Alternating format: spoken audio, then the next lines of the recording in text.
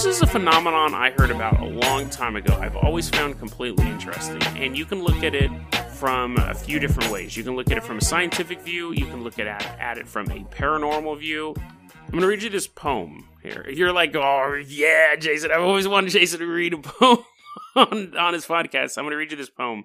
I didn't write it, but I could have because I'm that good. This poem is called, well, it's an excerpt from The Wasteland by T.S. Eliot. Who is the third who walks always beside you? When I count, there are only you and I together. But when I look up ahead the white road, there is always another one walking beside you. Gliding wrapped in a brown mantle, hooded. I do not know whether a man or a woman.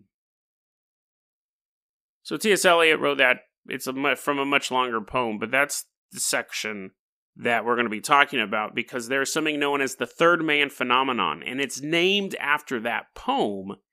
And that part of the poem is based on a real-life event. Back in, 1919, right before the outbreak of the World War I, of the Great War, there was a guy named Sir Ernest Shackleton. And he's a really fascinating guy. I had to read a lot about him to prep this episode, and I was like, I think the story that goes into this is more fascinating, but I don't know if it really fits this show, but I'd recommend taking a look. The show notes are there. Really, really just adventurous guy. But he came up with this plan. He wanted to take a boat to one side of the South Pole, walk across the South Pole, and then be able to get on another boat. He was an adventurer, and he was considered one of the greats of the heroic age of Arctic expedition. And that's all, because I can go on and on. It is a very fascinating story, but it's a daily podcast. I only have a half hour. Anyway, so while this was going on, it didn't work out. And his ship got crushed by ice because it froze, and then the ice froze more and it crushed his boat. And they had to live on an iceberg for a couple, I guess I'm talking about it a little more. He had to live on an iceberg for a couple months, and then him and his team goes, we're going to take a smaller boat. We're going to go to this island, the South Georgia Islands, and there's a whaling station there. Everyone else stay behind on this iceberg, ice floe. We're going to take this boat. We'll go get help. So anyways, they do, and they end up on the wrong side of South Georgia Island, and they have to hike for 36 hours over these mountains because they know that if they don't make it to the research station, the whaling station, everyone on the ice floe is going to die. There's like another 40 people left behind. So they just walked. And Ernest Shackleton, when he got back, everyone survived miraculously. He said, there was three of us. It was me, my two other guys were marching over this 36 hours march over this mountain. He goes, but there was a fourth person there. They're absolutely I always felt like there was a fourth person marching with us. And the other people felt it too in that expedition. Climbers have talked about, they're climbing up mountains. They get really, really high up in the mountain.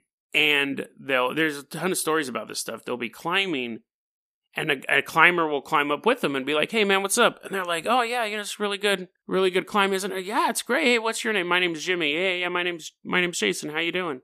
And the one guy who actually did talk about Jimmy said, there was another climber with me. And he told me, he's like, hey, man, you check your oxygen gauge. You might want to make the mix better. Yeah, this is how I do it, see? He goes, I'm looking at him. He goes, I could hear the sound of his oxygen tank.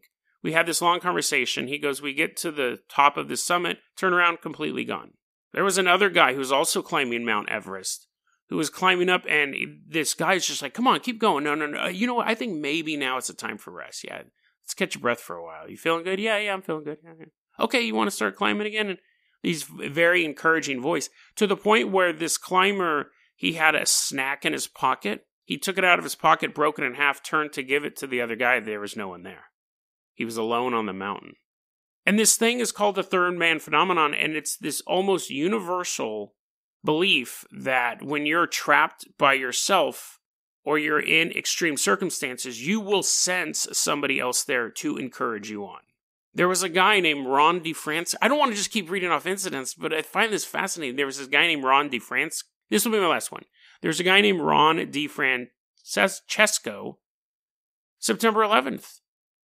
He was on the 84th floor. The plane hit, and he's like, the building's on fire. I better go down the stairs. And he starts going down the stairs. Everyone else is running up because they're like, the floors down there are on fire. We have to get away from the fire. And he goes, I'm going to go downstairs anyway. And they're like, you're going to die. You can't go down there.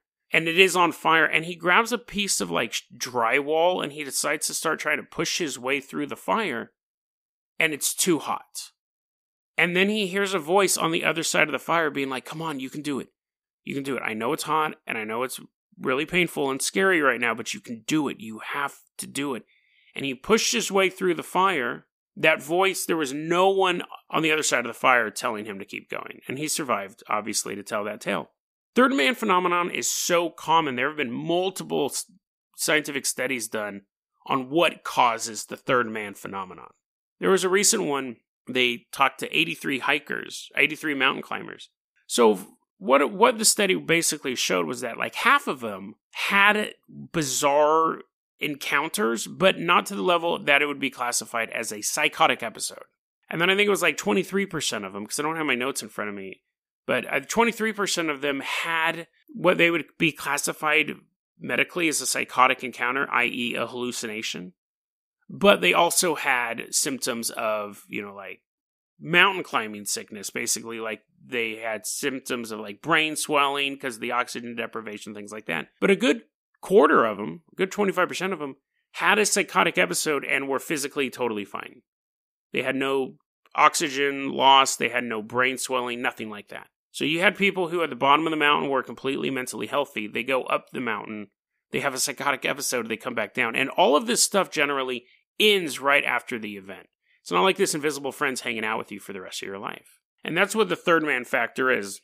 There's obviously the first explanation is, and again, they've tried replicating this multiple times. There's all sorts of studies done where people have said and it's hard because you can't take someone and put them under stress and make them like see somebody else.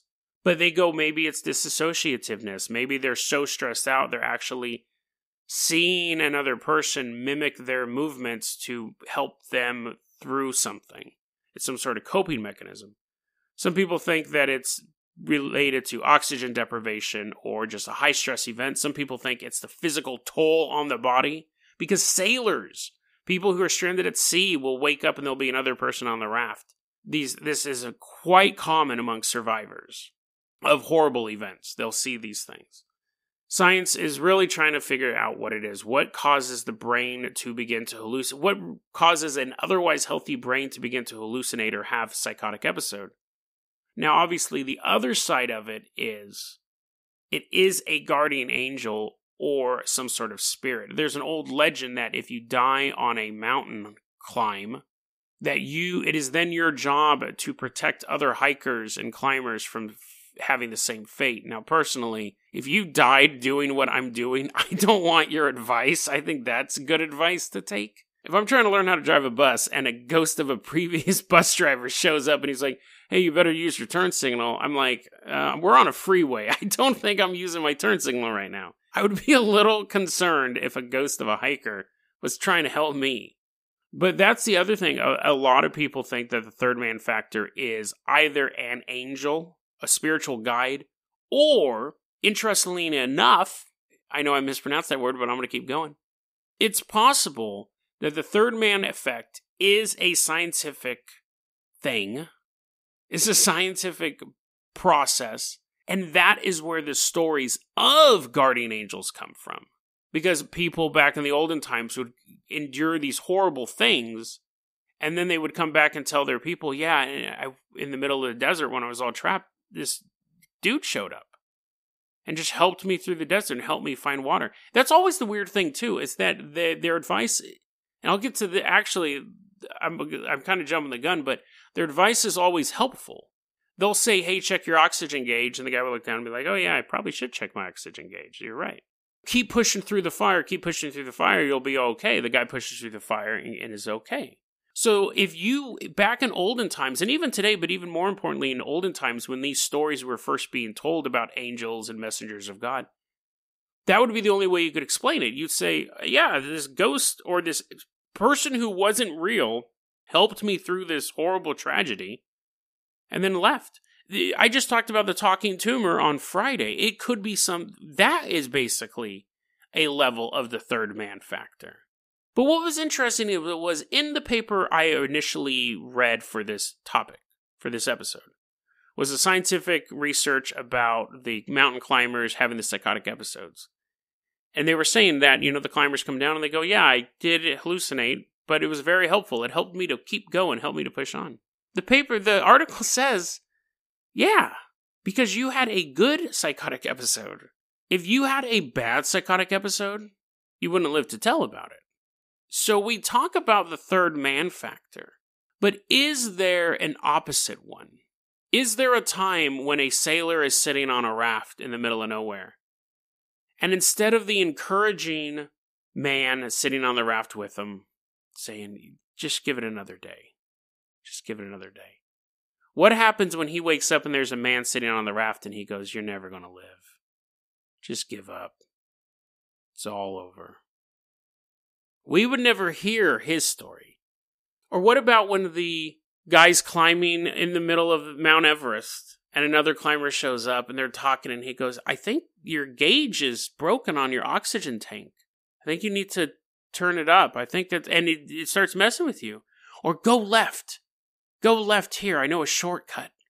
We never hear those stories. It's weird because it is a phenomenon that is only positive because only the people who have the positive experiences live through it.